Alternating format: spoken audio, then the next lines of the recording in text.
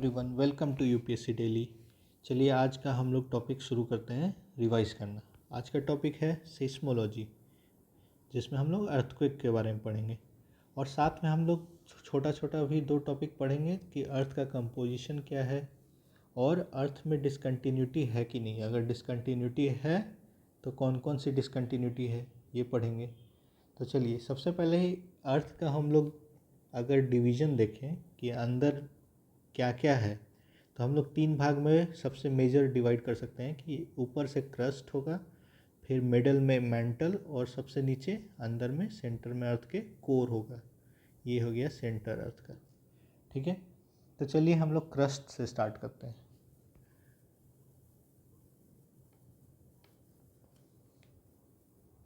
Crust की average thickness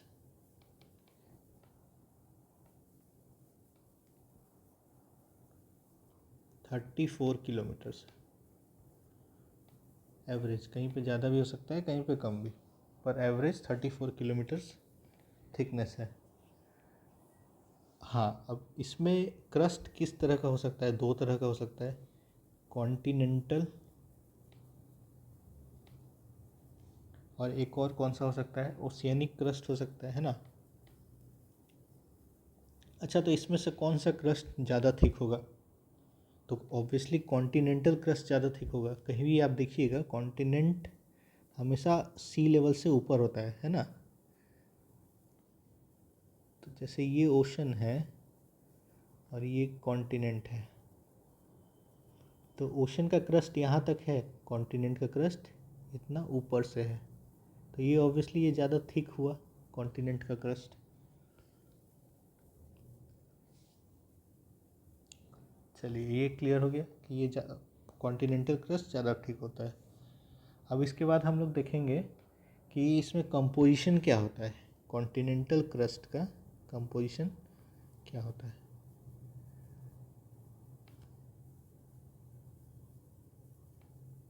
तो इसमें होता है सिलिकॉन और एल्यूमिनियम। ये हो गया कॉन्टिनेंटल क्रस्ट का कंपोजिशन। ओशियनिक क्रस्ट का क्या कंपोजिशन होता है? तो सिलिकॉन और मैंगनीज।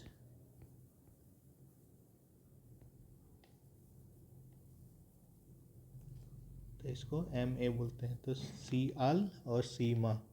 ठीक है, ये हो गया कंपोजिशन ओशियनिक क्रस्ट का और कॉन्टिनेंटल क्रस्ट का। ये हम लोग पढ़े क्रस्ट के बारे में।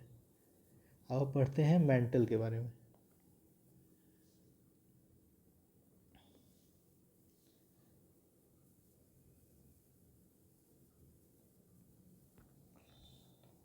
तो मेंटल का थिकनेस क्या है?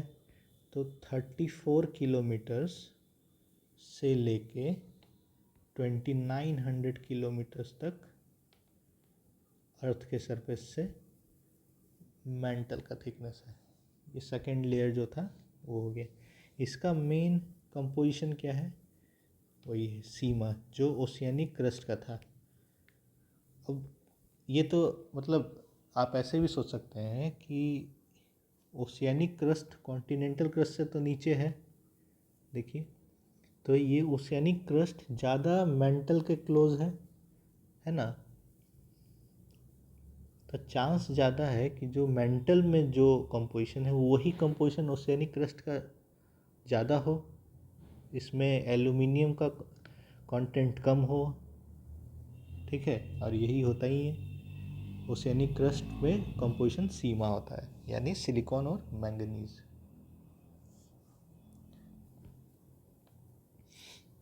चलिए आगे बढ़ते हैं। नेक्स्ट लेयर जो है अंदर का वो है कोर। अब कोर कहाँ से शुरू होता है? तो ये 2900 किलोमीटर से शुरू होता है और जाता है 6371 किलोमीटर्स तक, अराउंड 64 भी बोल सकता है। ठीक है, ये इसका मेन कंपोजिशन होता है निकेल और आयरन। ठीक है, निकेल होता है 20%, आयरन होता है 80%। चलिए इतना हम लोग जान लिए। अब आगे बढ़ते हैं। लिथोस्फेयर एक टर्म है, उसके बारे में जान लेते हैं। तो लिथोस्फेयर जो होता है वो क्रस्ट और कुछ अपर लेयर ऑफ मेंटल को मिला के हम लोग बोलते हैं लिथोस्फेयर।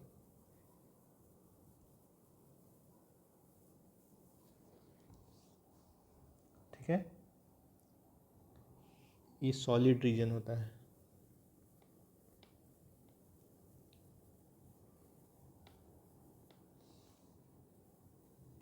उसके बाद होता है लिथोस्फेयर के बाद होता है एस्थेनोस्फेयर। लिथो हो गया, उसके बाद होता है एस्थेनोस्फेयर। एस्थेनोस्फेयर में से जो ये वर्ड है एस्थेनो, इसका मतलब होता है वीक। तो ये होता है सेमी सॉलिड रीजन।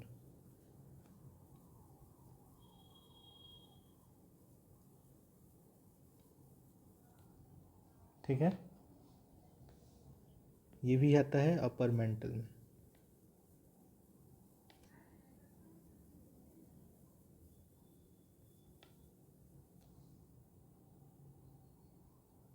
फिर इसके बाद होता है मीजोस्फेयर, एस्थेनोस्फेयर के बाद। ये हो गया लोअर मेंटल। जो अभी हम लोग ऊपर में कोर, मेंटल और क्रस्ट पढ़े थे, तो उसमें मेंटल में ये दो डिवीजन हो गया, अपर मेंटल, लोअर मेंटल।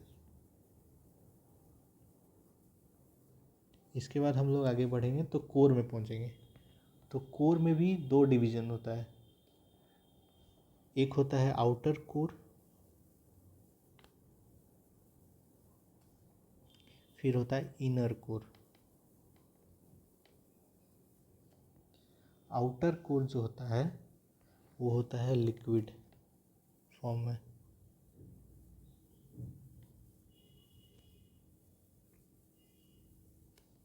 और इनर कोर होता है सॉलिड फॉर्म में। ऐसा क्यों होता है? क्योंकि इनर कोर आप समझिए एकदम अर्थ के सेंटर में, ये अर्थ है मान लीजिए, तो ये है इनर कोर। तो यहाँ पे कितना ज़्यादा प्रेशर होगा आप इमेजिन कीजिए कि टेम्परेचर बहुत हाई है कि बाकी बाहर का लेयर लिक्विड फॉर्म में है, तो भी इतना ज़्यादा प्रेशर है सेंटर में कि ये पूरा सॉलिड फॉर्म में है। ठीक है, इतना ज़्यादा प्रेशर है, इसी हाई प्रेशर के कारण यहाँ पे इनर कोर अर्थ का सॉलिड फॉर्म में है।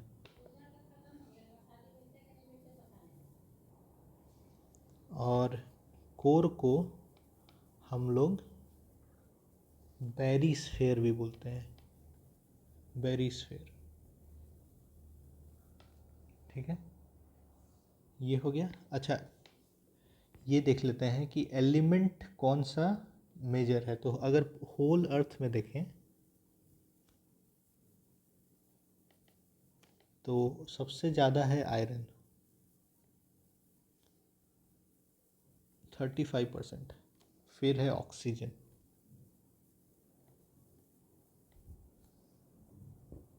30%। पर अगर सिर्फ क्रस्ट में देखें तो ऑक्सीजन सबसे ज़्यादा है, 46%। फिर सिलिकॉन है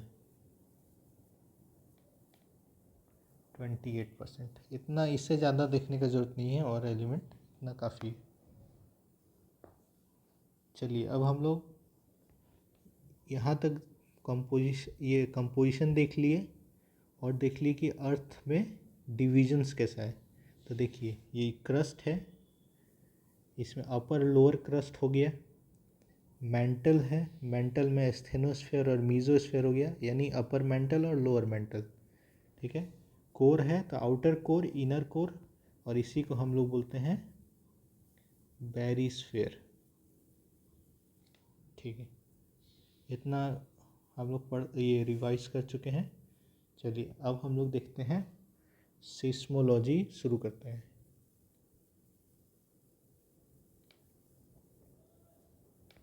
अर्थक्वेक के बारे में।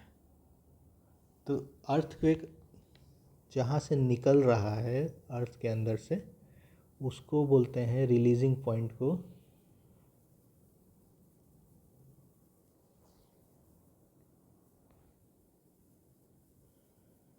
फोकस या फिर हाइपोसेंटर। ठीक है, ये होता है लिथोस्फीयर में होता है, इसीलिए हम लोग लिथोस्फीयर के बारे में जान लिए कि यही है अर्थक्वेक का रिलीजिंग पॉइंट, है ना। और लिथोस्फीयर क्या था, तो crust plus upper mantle, some part of upper mantle. ठीक है, ये हो गया लिथोस्फीयर। और जब अर्थ के अंदर से अर्थक्वेक का एनर्जी रिलीज़ हुआ, वेव्स रिलीज़ हुआ, तो अर्थ के सरफेस पे पहुंचेगा, तो सरफेस पे रीचिंग पॉइंट होगा, जो जहाँ पे पहुंचेगा सबसे पहले, उसको क्या बोलते हैं हम लोग, उसको बोलते हैं एपीसेंटर अर्थक्वेक का। ठीक है, उसको बोलते हैं एपीसेंटर। चलिए, ये हम लोग को समझ में आ गया कि वेव निकला यहाँ से फोकस से और पहुँचा सरफेस पे, तो वहाँ एपीसेंटर हो गया। अब सिस्मिक वेव्स होता किस टाइप, कितने टाइप का है,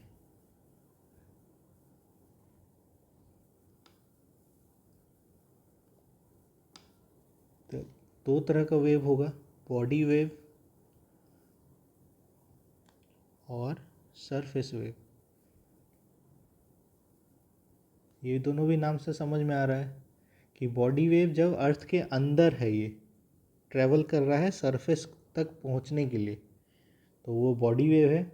और जब ये अर्थ के सरफेस पे पहुंच गया, तब जो वेव्स का टाइप होगा उसको सरफेस वेव बोलते हैं। ठीक है, चलिए अब बॉडी वेव देखते हैं। बॉडी वेव्स दो टाइप का होता है, एक होता है पी वेव, एक होता है एस वेव। ठीक है, ऐसे ही बोल सकते हैं कि ये प्राइमरी वेव है, ये सेकेंडरी वेव है। दोनों में डिफरेंस क्या है प्राइमरी वेव और सेकेंडरी वेव में, कि ये प्राइमरी वेव जो है जिस भी डायरेक्शन में ट्रैवल कर रहा है, इसका जो मटेरियल है जिस पे इफ़ेक्ट पड़ रहा है वो पैरेलल पड़ रहा है, कंप्रेस हो रहा है, डीकम्प्रेस हो रहा है, फिर कंप्रेस हो रहा है, ऐसे करके ये वेव ट्रैवल कर रहा है। ठीक है, अब इसमें सेकेंडरी वेव जो है, अगर यानी ये क्या कर रहा है, क्रिएट कर रहा है कंप्रेशन एंड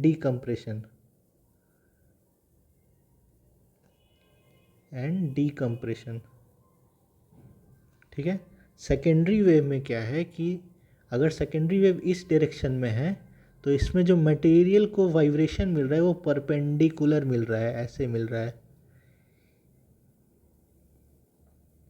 ठीक है, तो सेकेंडरी वेव का क्या क्रिएट कर रहा है, क्रस्ट एंड ट्रव्स।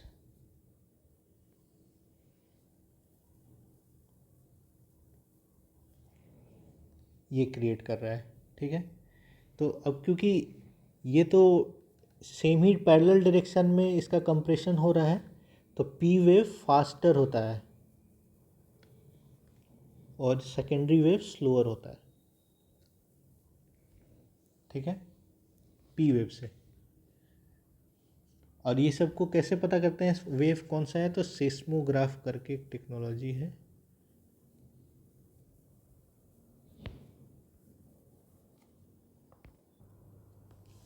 सेस्मोग्राफ हो गया। फिर बॉडी वेव के बारे में हम लोग थोड़ा देख लेते हैं कि इसका स्पीड क्या होता है, अगर सेम ही रहता है या सॉलिड से लिक्विड में जाएं या लिक्विड से सॉलिड में आए तो कैसा स्पीड में कुछ चेंज होता है।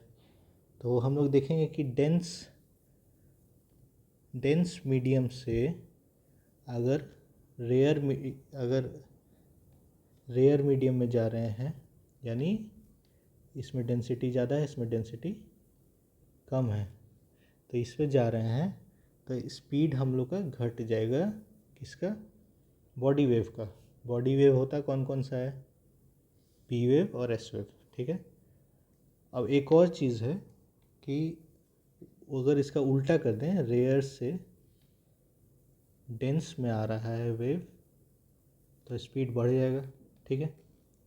और एक चीज़ और नोट करने का है कि एस वेव लिक्विड में नहीं ट्रैवल करता है।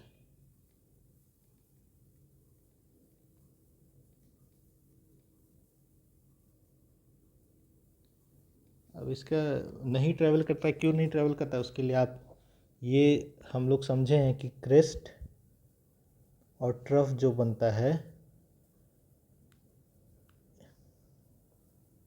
तो ये परपेंडिकुलर मूवमेंट चाहिए इसको, है ना, मटेरियल को, जिसके थ्रू ये ट्रैवल करता है। तो लिक्विड में तो वो पॉसिबल नहीं है, इसलिए ये लिक्विड वाले मीडियम में ट्रैवल नहीं करता है।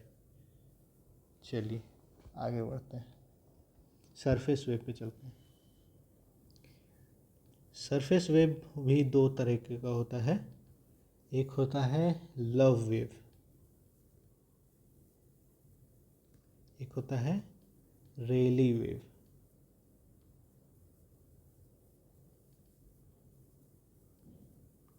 ठीक है। अच्छा, ये एक और चीज़ जानना चाहिए कि सरफेस वेव ज़्यादा डिस्ट्रक्टिव होता है। कारण क्या हो सकता है इसका, बताइए। कारण यही है कि ये सरफेस पे ट्रैवल करता है, तो जो सरफेस पे रॉक्स है या जो सरफेस पे ऊपर में जो भी चीज़ है उसको अगर ये डिस्प्लेस कर दे, तो जो भी बिल्डिंग्स है, जो भी इंफ्रास्ट्रक्चर है, सबको डिस्ट्रॉय कर सकता है। तो ये ज़्यादा डिस्ट्रक्टिव माना जाता है सरफेस वेव। ठीक है।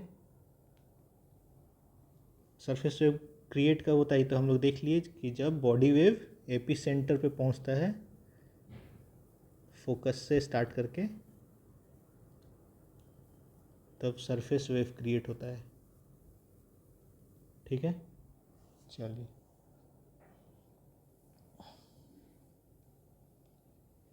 अब एक और चीज़ जानने का है कि सेस्मिक वेव जो होता है, मान लीजिए ये फोकस है तो यहाँ एपी सेंटर हो सकता है, तो ये जो पाथ का डेविएशन हुआ,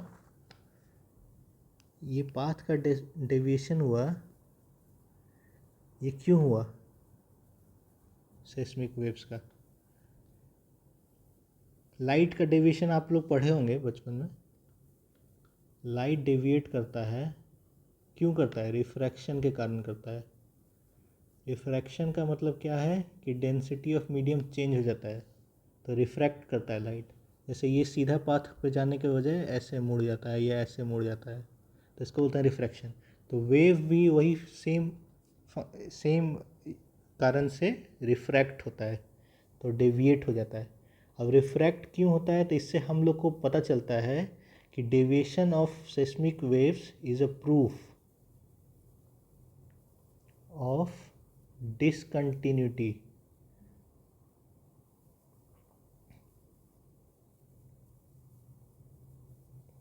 inside अर्थ। यानी अर्थ के अंदर का जो भी मटेरियल है, सब कुछ होमोजीनस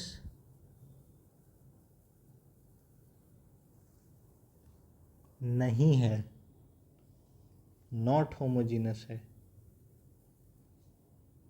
ठीक है। चलिए, यहाँ तक हम लोग अगर पढ़ लिए हैं तो थोड़ा सा डिसकंटिन्यूटी के बारे में भी देख लिया जाए क्या? चलिए देख लेते हैं। ऊपर चलते हैं।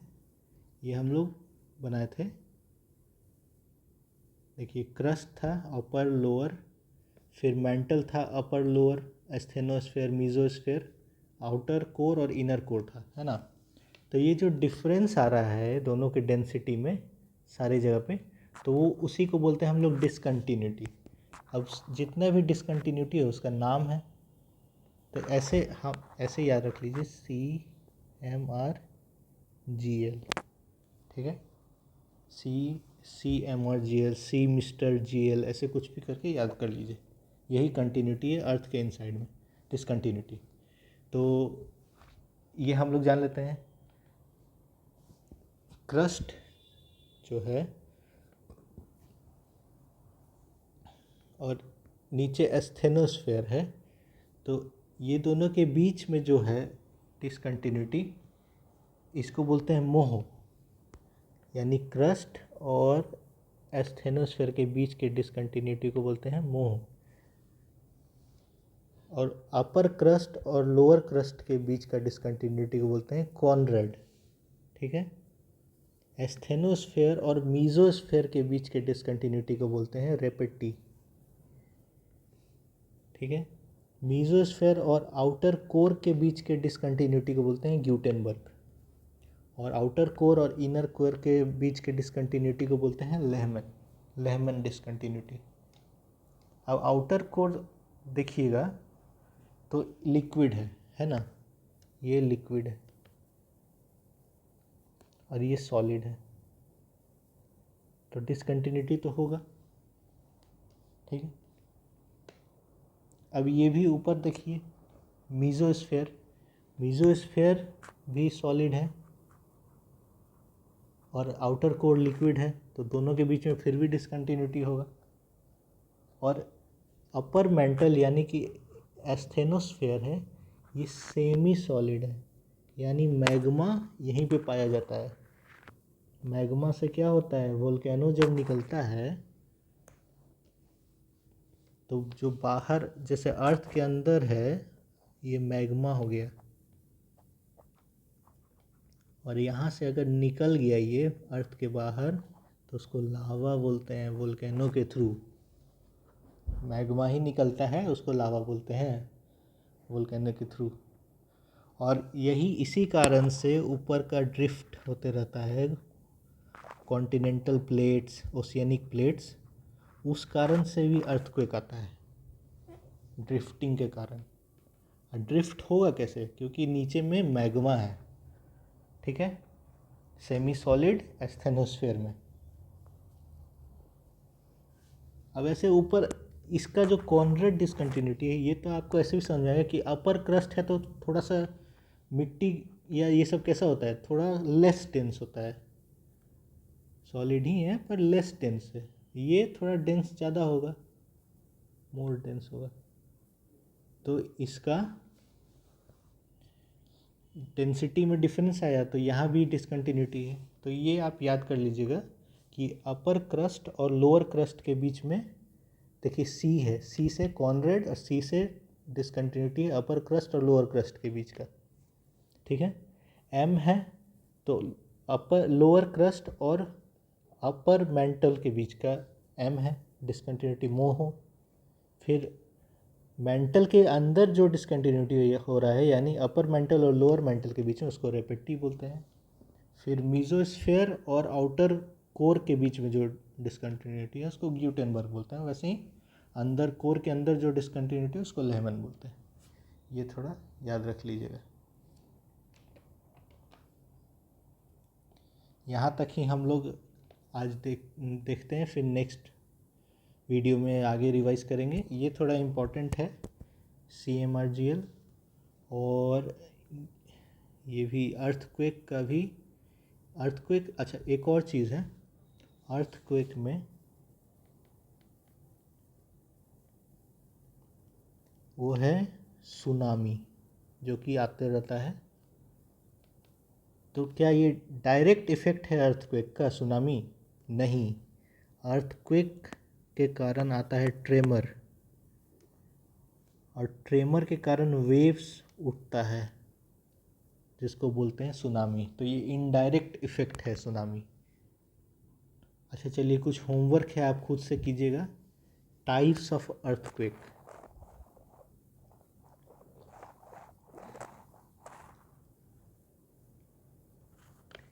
Chapter 3 of unit 3 physical geography NCERT, उसमें देखिए और पता लगाइए कि कितने टाइप्स ऑफ अर्थक्वेक हैं। अच्छा चलिए 5 टाइप्स ऑफ अर्थक्वेक हैं, कौन कौन से हैं ये आप पता लगाइए, होमवर्क है।